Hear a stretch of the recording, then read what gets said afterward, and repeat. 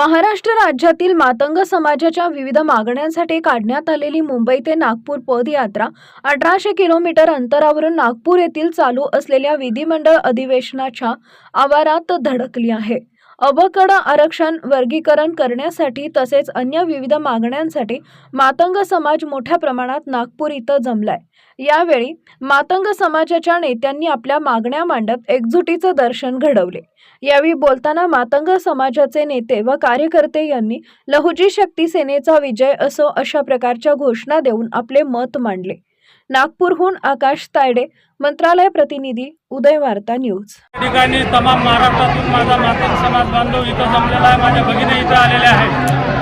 मुंबईवरून आमचे भाऊ, आमचे हृदय सम्राट विष्णुभाऊ कसबे निघाले। त्यांच्या पायाच्या रक्ताचे थेंब पाहून ज्या ज्या ठिकाणी त्यांचं रक्त सांडलं त्या ठिकाणी सैरावैरा मातंग समाज त्यांच्या या सांडलेल्या रक्ताला सावट दिला आलेला आहे। आज जर आमच्या आरक्षणाचं अबकड वर्गवारी झालं नाही तर आम्ही इथंच ठिय्या आंदोलन देऊन आमच्या भावाच्या पाठीशी उभे राहू। जोपर्यंत भाऊचा आदेश होत नाही तोपर्यंत आम्ही इथून हलणार नाही। लहुजी शक्ती सेनेचा